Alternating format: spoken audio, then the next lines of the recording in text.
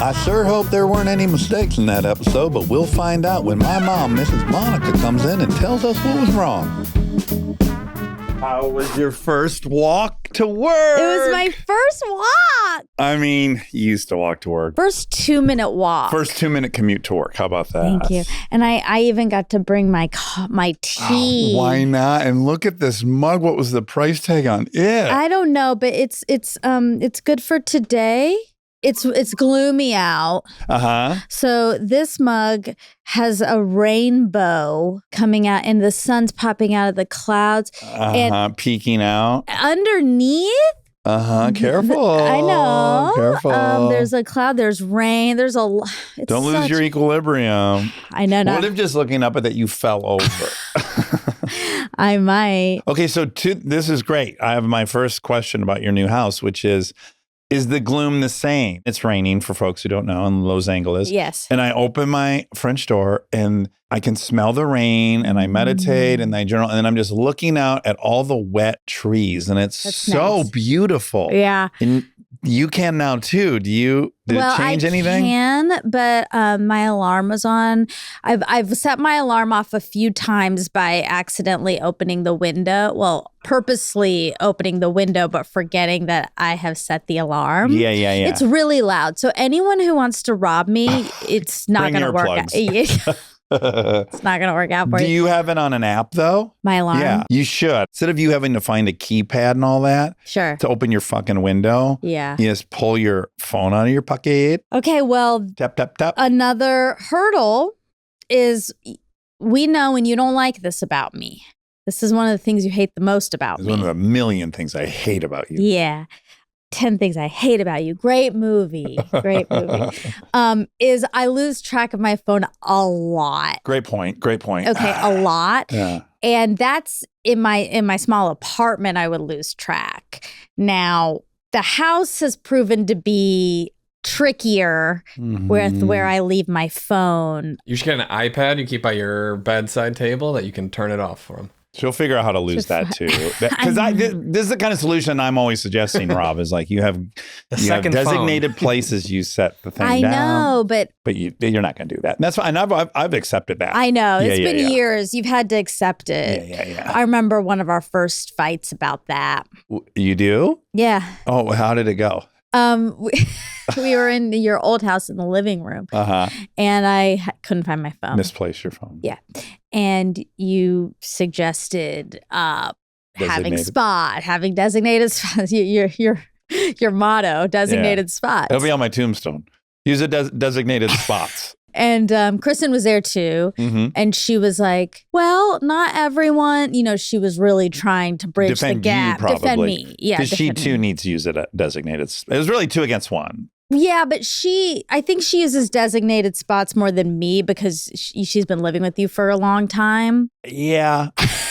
There's no one has adopted designated spots except for me. Yeah. One time we found her phone. It was so wild. In like a box. We were returning something and it was in the box. Thank God we found it. That almost got returned? Yeah. Oh my Lord. Yeah, that's not a designated spot. That's an interesting designated spot. No, it's antithetical to the point of a designated spot. If the designated spot's about to travel via the U.S. Postal Service. Yeah. I want you to have a tether, actually, like a 40-foot coily, just the thin thing like that they put little kids on leashes on at the mall. Yeah. But even thinner. Okay. And that's anchored to your nightstand. And you can travel around your house and use your phone and you're just dragging this everywhere. That sounds horrible. Yeah, okay. That's another great solution. Just so you know, my house is way too cute for that, for a little string all over the place. Right, but maybe after 2 weeks of it and hating the eyesore of it, you'd be like, fuck, I'll do designated spots. Yeah, maybe. You're right. Well, this I'll episode keep you guys was brought to you by updated. Designated Spots. If I get a dog,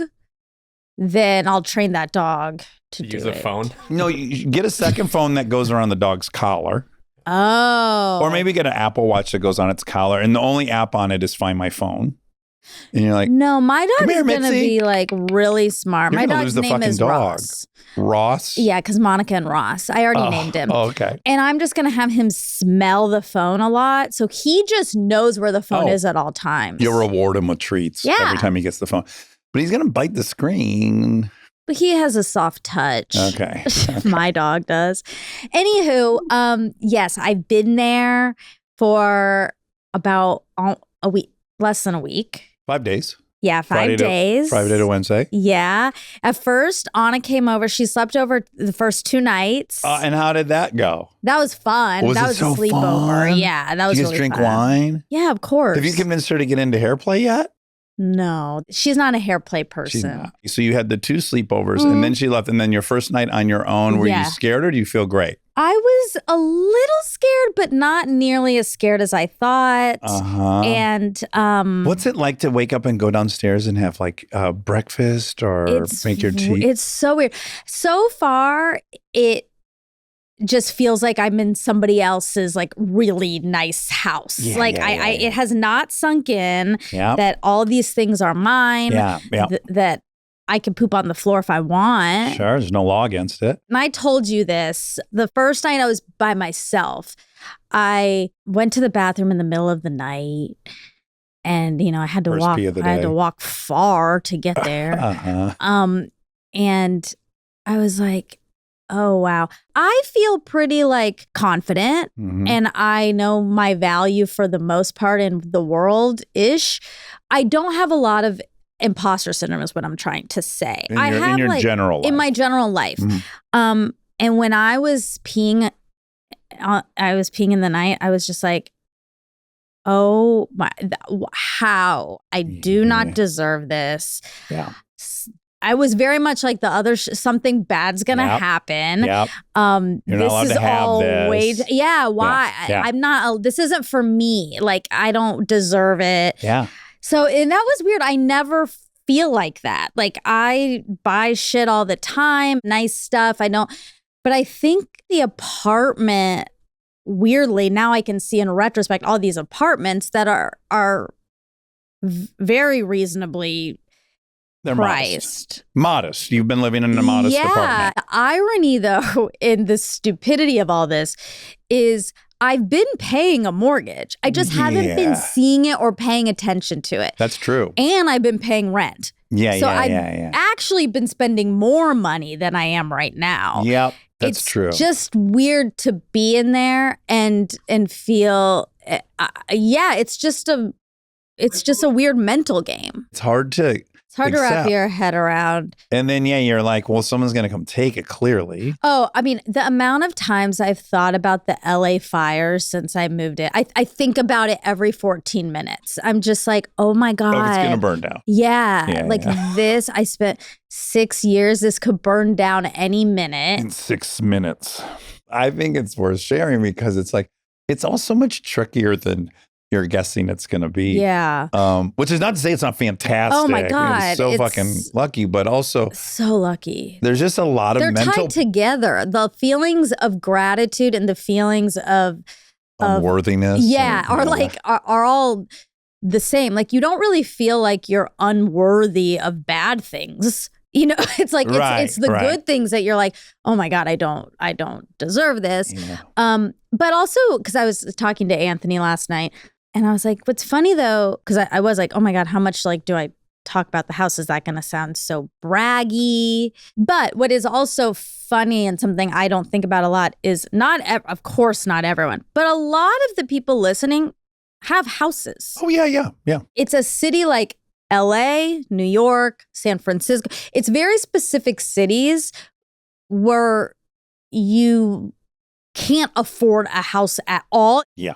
Home ownership is limited to a very few here. But percentage-wise of the population. Yes, in Michigan, most of my friends own houses. Yeah, and I think most people listening who aren't in those parts of the country, probably a lot of them have houses, and this is like that. It's just new to me. I had it with the first house I got. Yeah. I remember Bree and I sleeping on the floor in front of the fireplace because the heat wasn't on yet. Yeah. And just was going like, well, this is what you get when you're 50.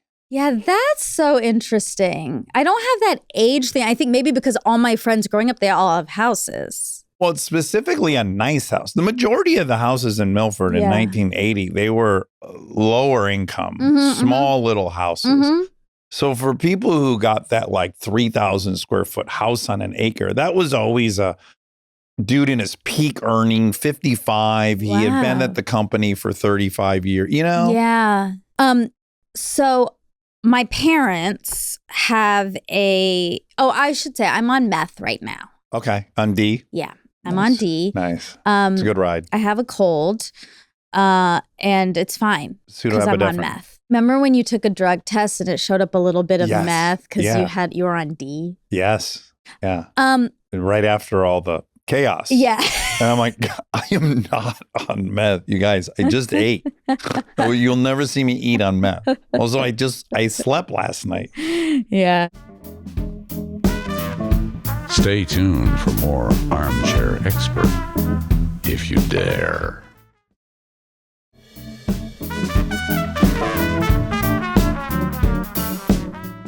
So my parents, they have this big superstition. Okay.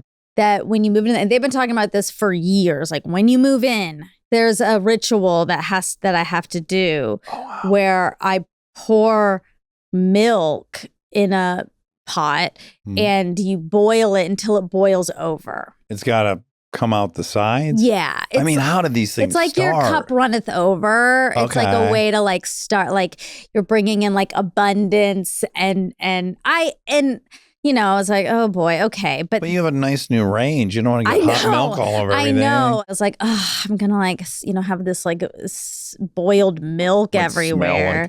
Yeah. But it's so important to them. Like they brought it up so many times. And then, on Friday, they're like, don't forget the milk. When do you have to do it? Night one, I imagine? So that I got nervous about that. It was getting in my head because like, I don't have a small enough pot right now to do it. Yeah. And so I was like, can I do it tomorrow? My mom was like I could tell she kind of didn't like that, but what could she do? Yeah. So I did do it. Good. I mean, my point to her would have been like, if you're going to do it right. Do it right now. No, I didn't do it that day. Oh, Jesus, Monica. Now I'm superstitious. No. I didn't have the pot. Oh, you should have borrowed your neighbors. I asked. Pots. No, I know, but it needed to be really small because, like, then I'm pouring so much milk. Well, you want it to runneth over. Flood your kitchen with hot milk. That's the goal. I didn't want to put like 2 gallons of milk in there and waste it. Right. So I ordered from a big conglomerate. Something I'm trying to do less. I did do because 24-hour shipping. I ordered this very small pot. Okay. And feels like a little bit of a workaround, but continue. Why? Well, because if your cup runneth over, if the whole point is abundance, and you're going to heat up a thimble with a drop of milk in it. No, it's the spilling over. It's not the amount of milk. It's just that it boils to the top and spills over. Okay. God, I wish they could explain to me. It makes sense to me, actually, logically. Like, you know the idiom, your cup runneth over. I do, but that's when you fill a cup. You have so much bounty that the cup filled and you overfilled it because there's excess.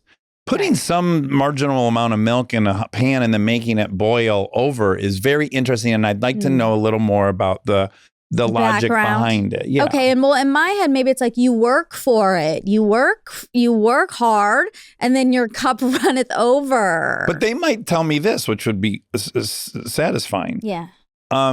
Generally, when people boiled milk and rice, there wasn't ever enough that it would have come out the pot. But occasionally you had so much that you were making such a big batch that would happen. And I'd be like, oh, great. There has to be something behind it. Might be fun if I call my mom. Okay, call her. Yeah, because she's not going to know. That's what'll be fun about it. I know, she won't know. We'll see if it lines up with what Rob. If my dad's there too. No, he's at work because he's retired. Exactly. Hey, Monica. Hi, Mom. You're on the fact check, okay? Hi, Nurmi. Hey. Mom, we have a question about the milk superstition. Is there a backstory to it? I need a little bit more of the origin, what it symbolizes, what happened historically. I don't really know. Yeah, honestly. that's what we thought. We had a we feeling. just always done it. I mean, I think it has to do with some sort of Hindu It's tradition. got some kind of spiritual meaning. I don't really know exactly. Okay. Honestly, I don't know. That's what we thought. We'll look it up, but I didn't know if you happened to know. We figured you probably didn't know. Monica was kind of free form guessing, and I wasn't sure that it was the right thing. So I mean, I figured it's like your cup. Something. It has to be milk. I mean, and I don't know the thing about spilling over. I don't understand. I think that's like your cup runneth over. I think you're conflating different. Maybe that's what it is. Sayings. My mom said that's right. Well, of course it makes sense to her. You guys are the It same. makes sense. Yeah, it makes sense to me too. Logical sense. All right. Well, we're gonna look it up then. Okay. Okay. Bye. Love you. I love you. The overflowing milk represents an abundance of food, love, and warmth in the new home.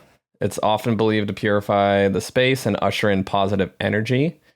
I love it. It's milk because that's often offered to deities or shared with family members. And it should ideally overflow towards the north or east directions.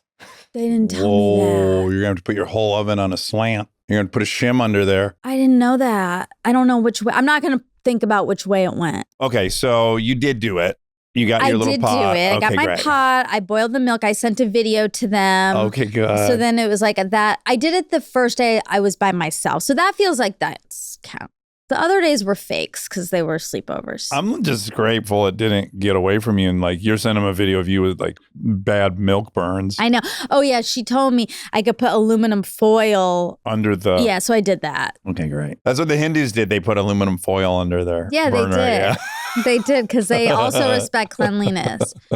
Anyway, so that was a big superstition checked off the list. Thank God. Yeah. Literally, thank God. Thanks to the gods. Thanks the gods, the many gods. And that is true in the times that also my dad went to the temple that day. I think he like felt like he had to go to protect my house. And because I wasn't doing the milk in time. That might be where he puts more coins in the sim, by the way. Yeah, he checks the in temple. there. Yeah. Yeah, he goes to the quote temple.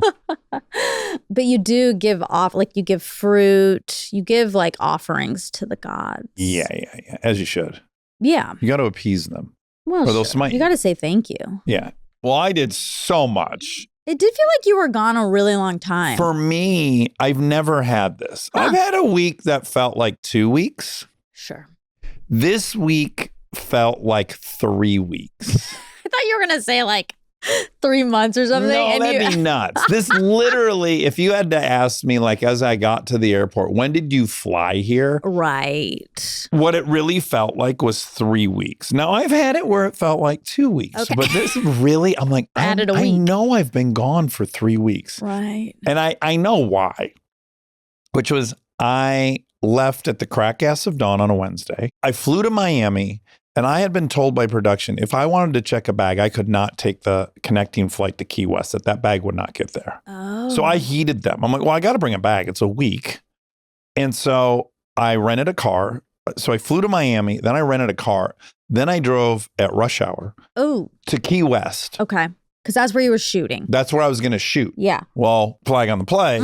Interesting turn of events. So I'm driving there. That says it's going to be 4 hours. I'm 3.5 hours into the trip. And then I get a text that says, your pickup is at 5 a.m. And I'm like, Jesus Christ, 5 a.m. Because I'm on LA time. That's 2 a.m. for me. Yeah. And you know my pledge on this. This is my pledge for this journey acting again is like, I am not going to question anything. Yeah. Which So I respect. I'm just not. But then they say, luckily, the pickup's so early because we're shooting on Marathon, which is a different key, which I just drove through 20 minutes before. So I flipped a bitch. Yeah. I headed up to Marathon, got my own hotel. Oh. And I fucking got to wake up. I got to go in at 7 instead of 5. That worked out. And then I shot from 7 a.m. till noon. And then I drove back to Miami. Oh. Right when I got off work. Okay. So again, To go this to is a Getty? to go hang with Aaron. Right. And why was Aaron there? He just to meet you for fun. So I had 3 days off. I shot on a Thursday and then I was shooting again on Monday. Got it. And again, it's an entire day to get back to LA. So if I wanted to go back to LA, I would have gone an entire day to get there, and then I would have been there for one day, and then I would have gone an entire day. Wouldn't made sense. Right. I did feel like, I think my family members were like, wait, you're going to have 3 days off and not come home? But I was like, well, 2 of those would be traveling, whatever. So I leave at noon. I hear some guilt. I was just like, Kristen probably would have flown home in that little gap. Well, notoriously, she'll do anything to be home. Yeah. Aaron gets there. First night we go out and we get this outrageous dinner. Oh. Beautiful dinner. This restaurant had a pig we could have ordered. We would have had to order it an hour and a half ahead of time. Okay. It's a whole pig for the table, and it's like serves 6 to 8 people. Oh my God. And we were like, should we come back and try to take that pig down? Is the head on it? I hope not, but probably. They like to leave the head on I it. know. Yeah. I don't need that part. No. They like to put an apple in it to dress it up. Why do they do that? Maybe to dress it up. No. Or maybe the teeth look so gross, they're like, shove something in there. Oh. I don't know what's going on Or with is it that. seasoning? Well, you're not eating the face. But maybe it well, actually, people do eat. sinks into the body. Okay, I don't want to talk about let's not that get bogged down in that because we didn't even get it. Now, we know the only reason we can really justify, like, we got to shoot some Ted Seegers content. Oh, we great. can't be together. And Smart. so I book an airboat tour through the Everglades. Okay. I get this idea when I'm flying in because you're flying in over the Everglades. And I Okay. just start hearing the Jerry Reed song. Here comes Amos. Oh, yeah. Oh, Amos Moses was Yeah, a Cajun. we just talked about that recently. We don't Lived need by to do himself that in the again. swamp. Hunted alligator for living. I'll just knock him in the head with a stump. Son, Louisiana, all gonna get you, Amos. So I hear that This song. is the groceries song. Yeah, horse rest. Yeah. Yeah. Which is all about a guy who hunts alligators. Yeah. So I'm like, I want to do a Ted Seegers, Amos. Oh. Here come Amos commercial. Okay. So on the drive out to this airboat tour, we're like, okay, in order of like what we hope can happen, like hopefully we see some alligators and we can get the beer can next close to it. Oh, okay. And then we go, I wonder if there's any way this guy will let us drive the airboat Oh, God. while drinking some Seegers. Of course he let you. Well, hold on. Okay. We're like, that's the pie in the sky fantasy, Dream. right? Okay. Mm-hmm. So we meet the dude at the gas station. We follow him to this little fucking pallet that's sitting on the shoreline. And there's the big fan boat. You know, it's got the huge propeller in back and then this big 454 big block motor in it. And the dude's awesome right away. He says pretty quickly, you're in recovery, right? Oh. And he's from there. He was Nicaraguan. Oh, cool. But grew up in Miami. And he said, you're in recovery. And I said, oh, yeah, we both are. In fact, we want to shoot a bunch of stuff for this NAB. And he's like, oh, yeah, man, I'm in recovery too. Oh, and I was like, amazing. oh, fuck yeah. So this dude had been sober for, I think, 2 or 3 years. Ah, good for him. We're whipping through the fucking Everglades. The amount of birds overhead, it's so otherworldly. I'm shooting all this great stuff. We get up, we're 1 inch from a crocodile. We're already, as you can imagine, we're tickled pink. We are drinking beer next to the alligator. And then I say to the guy, I go, listen, tell me to fuck off. But is there any chance if we get in a straightaway that we could like sit in the chair and act like we're driving? And he's like, yeah, let's go. Okay, now go ahead and look at the other videos. Because we had to fucking learn to drive. Oh, wow. Oh, my God. Look at Aaron. So that's how you drive it? Yeah, so you have this stick in your left hand that controls the fins behind the fan. Wow. So you're just directing the air left or right. And then there's a gas pedal. It was kind of easy to drive once you got the hang of the stick. Because you're not turning left or right. You're going backward or forward to go left or right. Interesting. Okay, I'm going to, Aaron.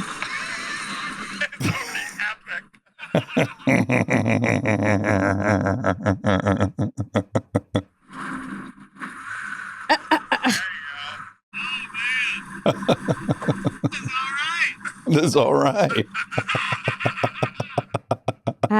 You guys are such boys. It is so funny.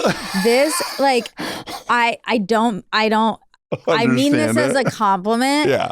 This looks so boring. Like This looks so boring. not the video, but just like to be excited about driving. Like I can't relate at all. But when you look at that thing, aren't you like, how on earth do you drive that thing? No. Oh See, my that's God. the difference. I'm really not at all interested. Oh, yeah. I think for me, I know for Aaron, I'm not going to speak for Rob. He never agrees with me.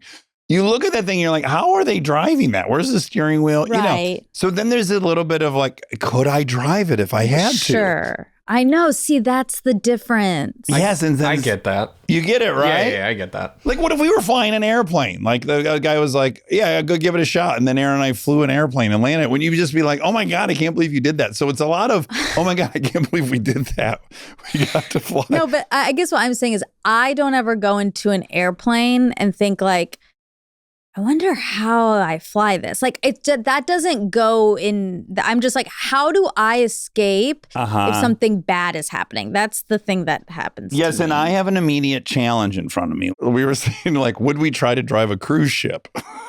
Oh, is there a video like of the boat not from inside? No, because we would be standing. I know, in but I didn't know Everglades. if you got any. Oh, right. I have video of another fan boat that went by. Okay. Because you're curious what it looks like. Yeah, it's like because you're just seeing you guys in a chair. Yeah, with an enormous propeller behind us. But you can't see the extent. And you don't even know what an airboat / fan boat is, right? No. Yeah, it's like all the swamp boats. They're crazy. They don't have a propeller or anything. You're just right there. Okay, yeah. Look at that contraption. Yeah, that is wild. And you're driving it by steering the wind coming off that huge fan. That's cool. Yeah. Ish. Ish. And you can drive it over land. That's what's cool about it. You can go over grass, land. You can get yourself in and out of everywhere with those things. Okay. Anywho, we were ecstatic. That's fun. I'm glad you guys did that. Speaking of driving, I forgot to say this earlier when you were talking about the driving portion. Yeah. I got pulled over. For speeding? No. And it was by Chips. California Highway Patrol. Yeah. Your bread and butter. Yeah. Did you tell him you were in Chips? No, but I would have. You should have. If things had gotten progressively bad, then I would have said it. Okay. I'm the house is very close to my apartment, obviously. I lived 5 minutes away. But because of the way the highways are, now I'm using different highways. Yeah, you used to take the 5 a lot. Always. Yeah, I'm never on the 5. I know. Yeah. And so I was using a different highway to get to a place that I go a lot.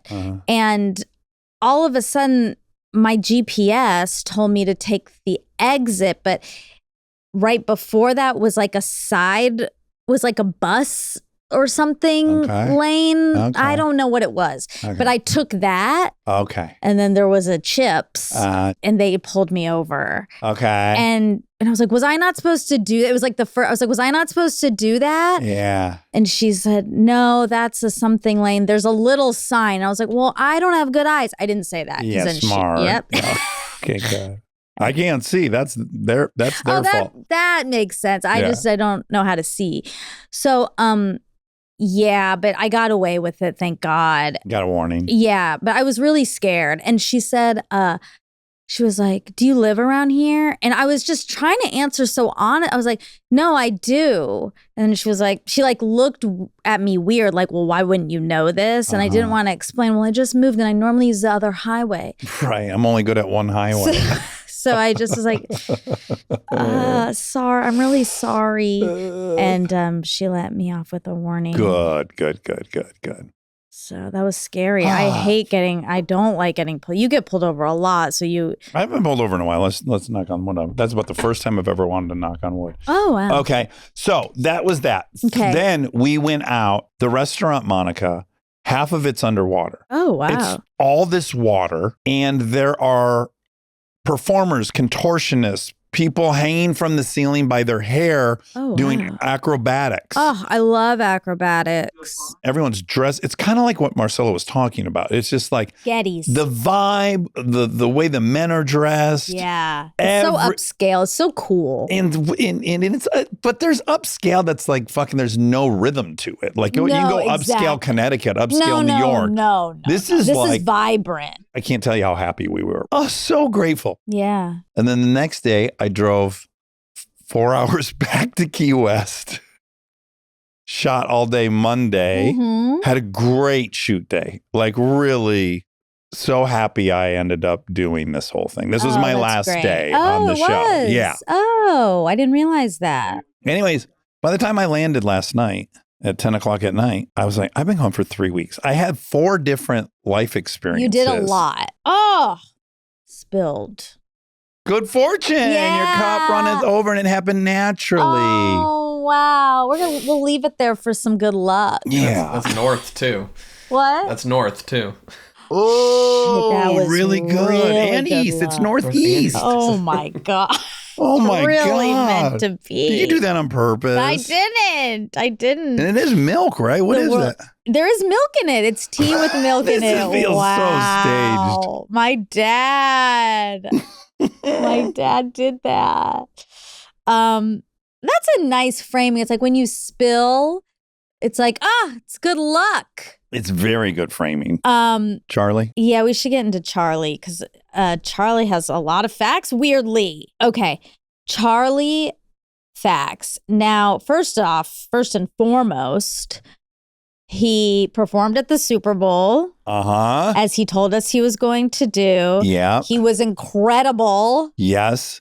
And it seemed like he did exactly what he was aiming to do. He said, we can look back and see. And I think he did it. He's like, then the thing will come in here and then the horns. Yeah, he said a choir. I think that was there. Multiple people, musicians were like, that's the best. I think that's the best you can do. Oh, good. Yeah. Okay. It was really good.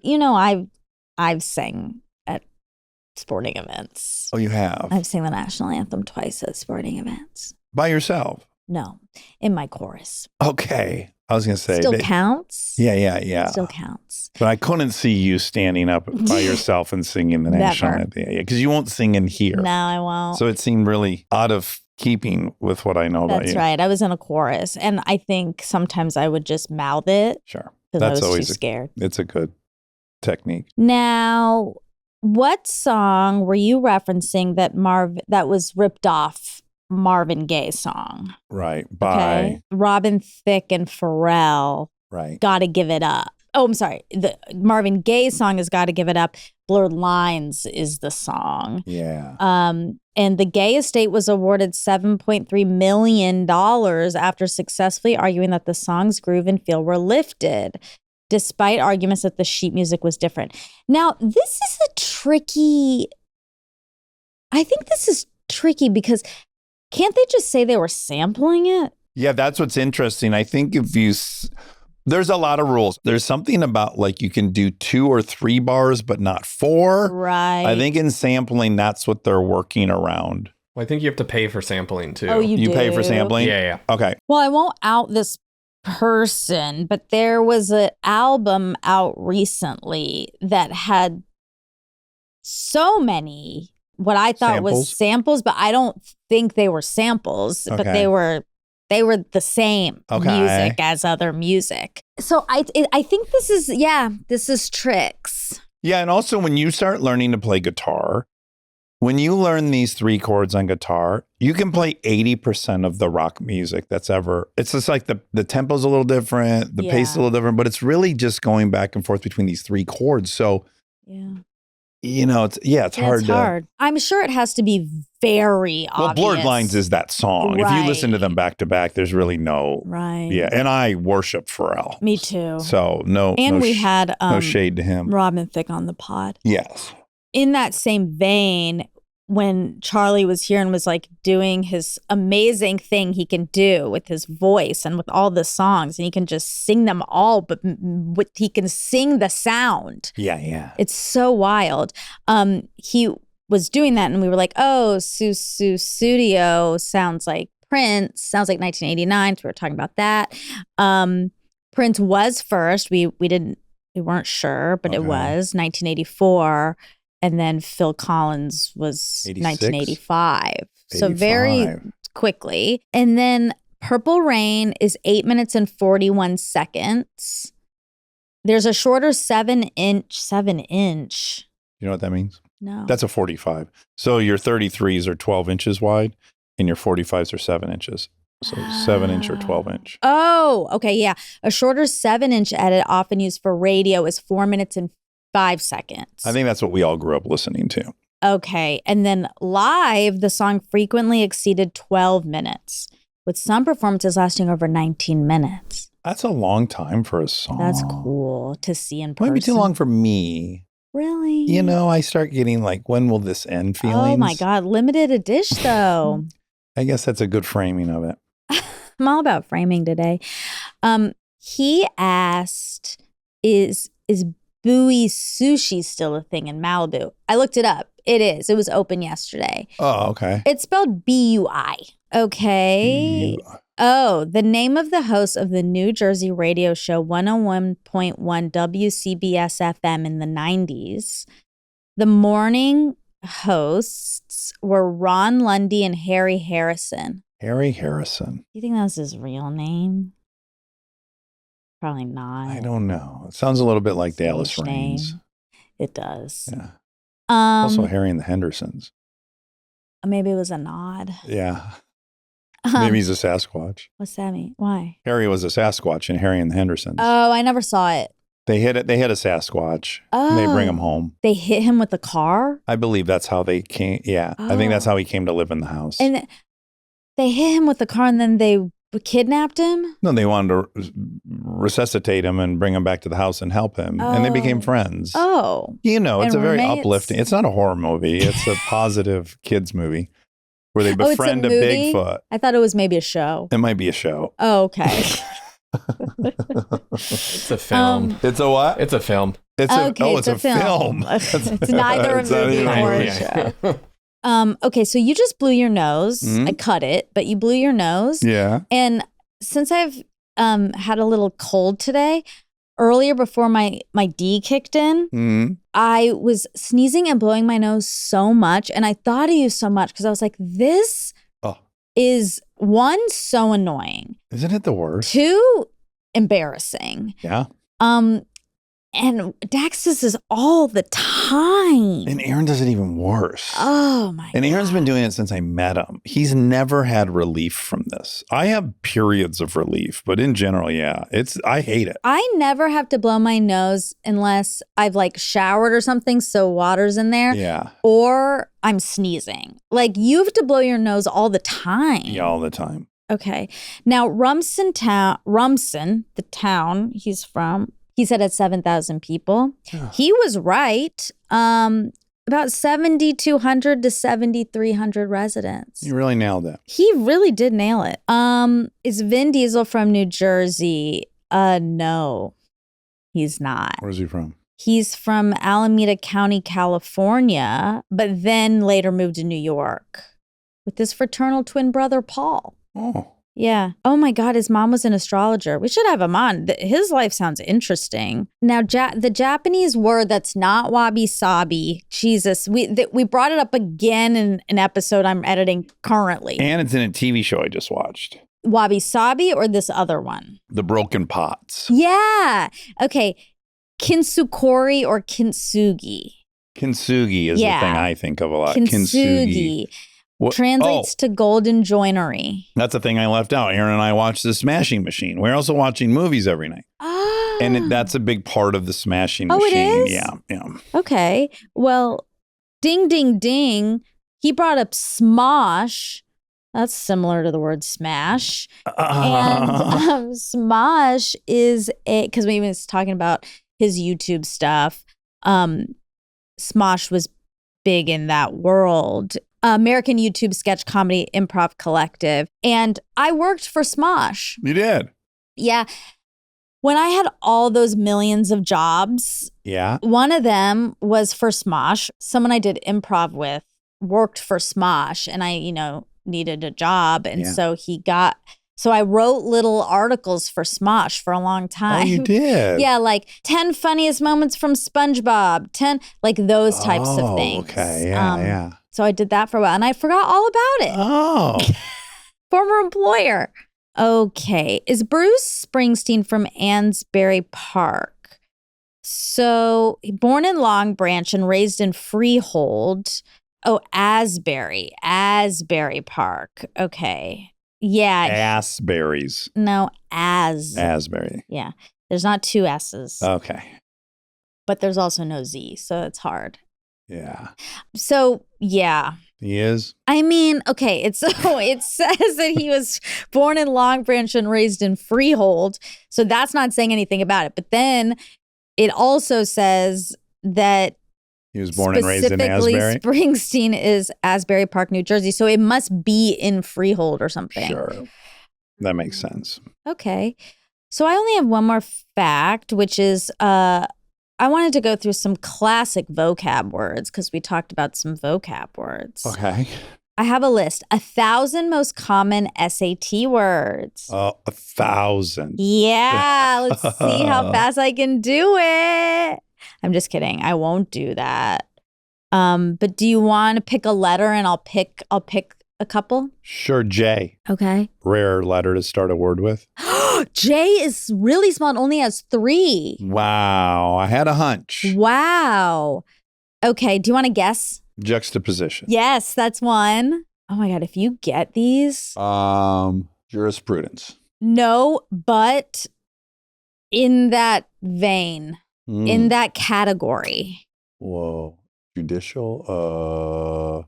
Yes, but it's a version of that adjudicate? Word. No, that's adding one. All right, what is it? Judicious. Judicious. Yeah, wow. Okay, we're kind of, I'm going to say we're 1.5 for 2. No, I'm going to give 1.8. Okay, wow, that's generous. 1.8. And then the last one. I'll never get. No, you'll get. Should I give you a hint? Yeah, give me some kind of a hint. It's a state of being, a positive state of being. Ooh. Jubilant? Yes! Really good job. Wow. I'm very impressed. That was so fun. It's jubilant? Yeah, jubilant. Jubilant. Is how I say it. Yeah, I don't say it right. Wow, that was really good. Fun. I'm impressed. Oh, thank you. I love when I impress you. And that's it for Charlie. Juxtaposition, judicious, and jubilant. That's right. Really good. Really good. Okay, well, that's it for Charlie. I thought that was a lovely episode. I put him in the category of people like I put Charlie Sheen in, where I had a really strong idea of what they were going to be, and then they were very much not that. Yeah, I wasn't saddled with any expectation of him. I'm kind of in the dark a lot about, like I don't know about the Taylor Swift song about him and stuff. Right. Like I'm kind of a dum-dum. He's a genius. Yeah, He's a musical genius. Yeah. Really wild. I didn't know that. Yeah. All right. All right. Love you.